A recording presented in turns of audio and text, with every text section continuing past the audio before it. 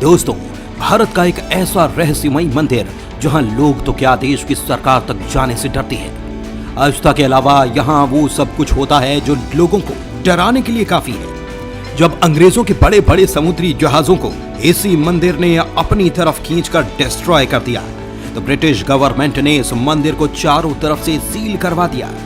लेकिन उसके बाद जो कुछ हुआ उसे सोचकर आज भी ब्रिटेन की गवर्नमेंट कांप जाती है। और लोग तो ये भी बताते हैं कि उस मंदिर के भीतर नाचने, गाने और चीखने चिल्लाने की आवाजें सुनाई देती हैं। बंद मंदिर के अंदर क्या हो रहा है जानने की कोशिश तो बहुत हुई, लेकिन सरकार की हर कोशिश नाकाम साबित हुई। ओडिशा की राजधानी भुवनेश्वर से करीब 65 किलोमीटर दूर एक छोटा सा शहर कोणार्क, यहां बना हुआ है भगवान सूर्य का सबसे बड़ा और प्राचीन मंदिर, जिसे लोग रथ टेम्पल के नाम से जानते हैं।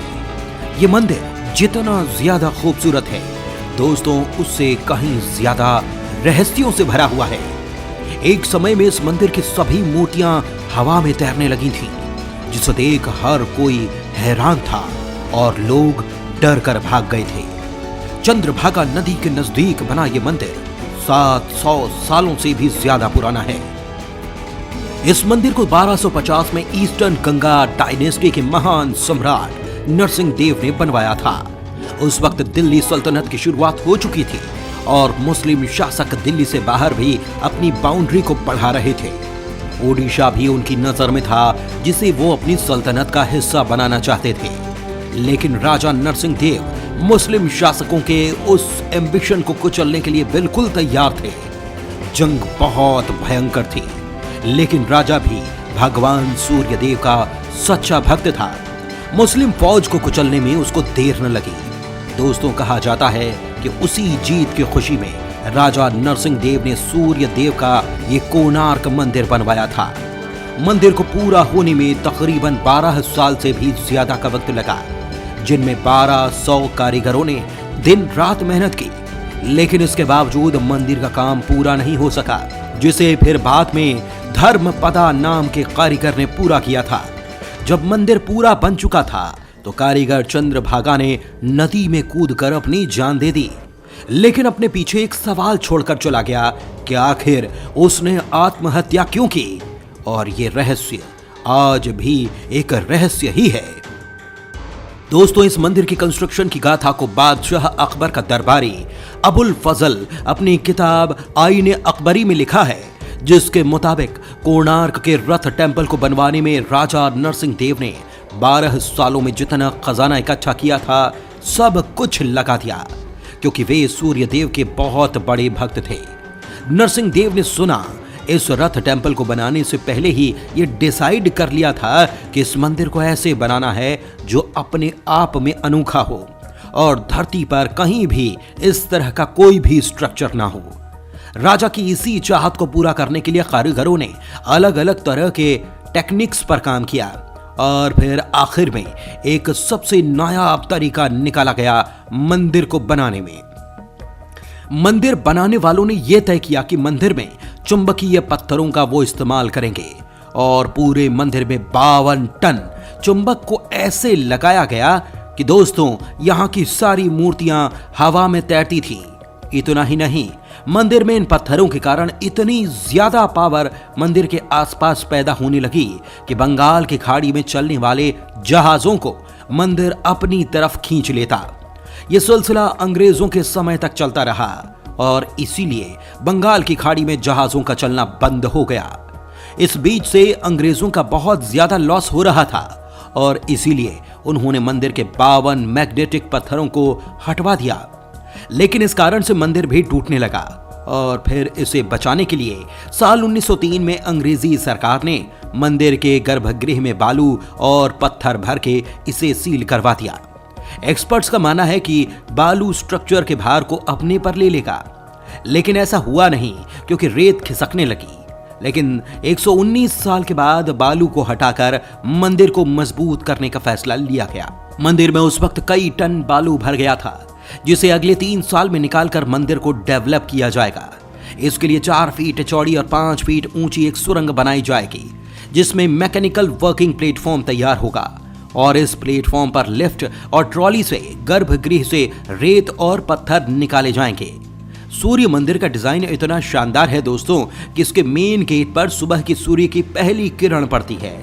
लेकिन यह दुर्भाग्य है कि 13वीं सदी में जो खूबसूरत सा मंदिर राजा ने बनवाया था वो कई बार टूट चुका है। मंदिर के टूटने के पीछे भी कई कहानियां आती हैं, लेकिन सच क्या है किसी को नहीं पता। कुछ लोग मानते हैं कि समय के साथ मंदिर का स्ट्रक्चर कमजोर होता चला गया और फिर टूट टूट कर गिरने लगा।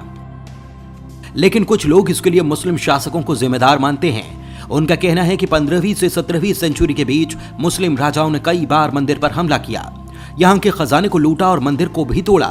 दोस्तों, मंदिर के आर्किटेक्चर डिजाइन की बात करें तो कलिंग शैली में से बनाया गया है। डिजाइन करते वक्त इस बात का ख्याल रखा गया कि इसे भगवान सूर्य के रथ का शेप दिया जाएगा और इसीलिए बड़े बड़े पत्थरों को आपस में इस तरह से जोड़ा गया कि ये रथ की तरह नजर आता है, जिसमें 12 जोड़ों में 24 पहिए लगे हैं। इन पहियों को धूप कड़ी कहा जाता है क्योंकि पहले इन्हीं पहियों की छाया के आधार पर समय का अंदाजा लगाया जाता था। मंदिर के डिजाइन के बारे में लोग ये भी कहते हैं कि पौराणिक कथाओं पर बेस्ड है ये मंदिर, जिसके मुताबिक भगवान सूर्य अपने रथ पर बैठकर आसमान में पूर्व से पश्चिम की ओर घूमते हैं और उस रथ को 7 शक्तिशाली घोड़े खींचते हैं और यही रूप मंदिर को दिया गया है। दोस्तों, मंदिर के मेन गेट के सामने ही 2 मूर्तियां हैं, जिनमें एक हाथी को एक शेर ने गिरफ्त में लिया हुआ है। शेर को घमंड का और हाथी को धन का प्रतीक माना गया है, जिसका मतलब होता है कि घमंड इंसान की सारी संपत्ति को बर्बाद कर देता है। मंदिर कॉम्प्लेक्स के मेन मंदिर को ड्यूल कहा जाता है। इसके चारों तरफ कई छोटे छोटे मंदिर बने हैं, जिनमें दूसरे हिंदू देवी देवताओं की मूर्तियां स्थापित हैं। ड्यूल के ठीक सामने आपको एक बड़ा सा असेंबली हॉल नजर आएगा, जहां पर लोग आरती के वक्त या फिर किसी बड़ी बात पर डिस्कशन करने के लिए बैठते हैं। इसे जगमोहन कहा जाता है। मंदिर को बनाने के लिए बड़े बड़े पत्थरों को पॉलिश करके इन्हें इस तरह से आपस में जोड़ा गया कि बाहर से इनके जॉइंट्स का पता लगाना आसान नहीं था। अगर हम ओरिजिनल टेंपल की बात करें तो इसके मुख्य पूजा स्थल को विमान कहा जाता है। जी हाँ, 229 फीट ऊंची थी, लेकिन 1837 में यह कोलैप्स कर गई। 128 फीट ऊंचा जगमोहन, जो कि ऑडियंस हॉल हुआ करता था, अब भी सरवाइव कर रहा है। दोस्तों, मंदिर की हर दीवार को ऊपर से लेकर नीचे तक खूबसूरत मूर्तियों और दूसरी कलाकृतियों में गढ़ा गया है, जिसमें मेल फीमेल म्यूजिशियंस की मूर्तियां वाणी, सारंगी जैसी म्यूजिकल इंस्ट्रूमेंट्स को हाथ में लिए हुए देखे जा सकते हैं। इसके अलावा इन दीवारों पर हिंदू देवी देवताओं, अप्सराओं, जानवरों और पेड़ पौधों की ढेर सारी नक्काशी देखी जा सकती है। भले ही इस मंदिर को 13वीं सदी में बनाया गया, लेकिन यह कहा जाता है कि यहाँ पर एक सूर्य मंदिर आदिकाल से ही मौजूद था। दरअसल माना यह जाता है कि एक बार श्री कृष्ण के बेटे सांबा ने नारद जी से बदतमीजी कर दी, जिस वजह से नारद मुनि काफी नाराज थे और उन्होंने सांबा को यह श्राप दिया और उस कारण सांबा को कोढ़ हो गया। कोढ़ से मुक्ति पाने के लिए सांबा ने 12 सालों तक चंद्रभागा नदी के किनारे भगवान सूर्य की घोर तपस्या की, जिसके बाद सूर्य देव प्रसन्न हुए और सांबा का कोढ़ भी ठीक हो गया। उसी वक्त दोस्तों, सांबा को नदी में भगवान सूर्य की एक मूर्ति मिली, जिसे इन्होंने कोणार्क में स्थापित करा दिया, जहां पर आज रथ टेंपल बना हुआ है। दोस्तों, कोणार्क का ये पावन मंदिर काला नजर आता है और इसीलिए इसे ब्लैक पगोडा भी कहा जाता है। धन्यवाद।